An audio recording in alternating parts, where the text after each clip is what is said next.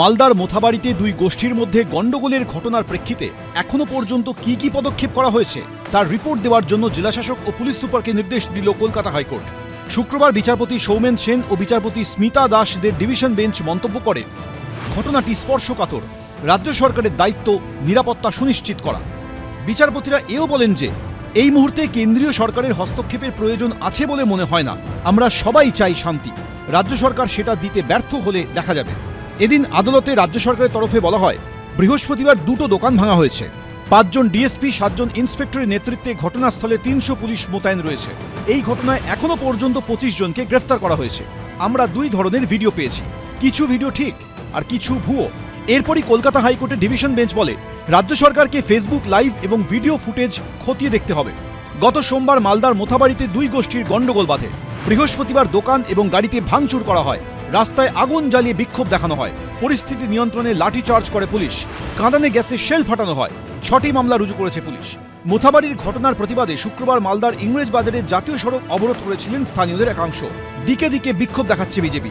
এদিকে মোথাবাড়িতে যাওয়ার পথে ইংরেজ বাজারে বিজেপির প্রতিনিধি দলকে আটকায় পুলিশ।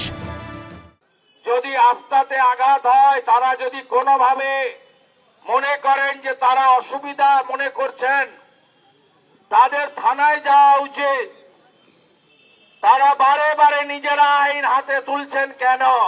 যারা আজকে কলকাতা হাইকোর্টে সেন্ট্রাল ফোর্স ডিপ্লয়মেন্ট এবং এনআই এর জন্য মামলা করেছিলেন, মহামান্য জাস্টিস মামলা নিয়েছেন।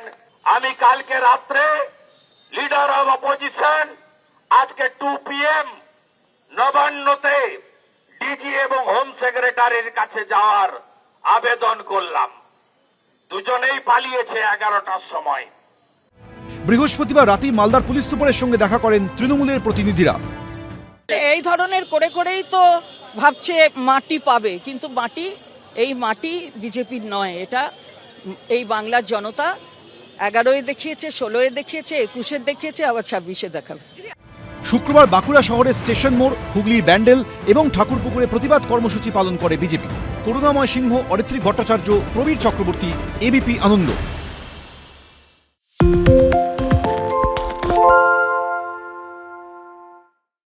সত্য অন্তহীন, সত্যের খোঁজও তাই, সত্য সন্ধানে তাই আমরা অক্লান্ত, অকুতভয়। এবিপি আনন্দ নতুন ভাবনার প্রতীক, যা মনে মুক্ত, তথ্যে যুক্ত এবং যাবতীয় সীমানার বাঁধন থেকে মুক্ত। সীমা না শব্দটির মধ্যে লুকিয়ে আছে মানা শব্দটি, যেন চোখ রাঙানি এক অদৃশ্য বেড়াজাল, যা আটকে রাখে আমাদের এক ছোট্ট গণ্ডির মধ্যে। একমাত্র সঠিক খবরই গড়ে তুলবে এক মুক্ত সমাজ। সেই জগৎ গড়ার লক্ষ্যে কোনো সীমানার ঠুকুটি আমরা মানব না। এবিপি আনন্দ এগিয়ে থাকে, এগিয়ে রাখে।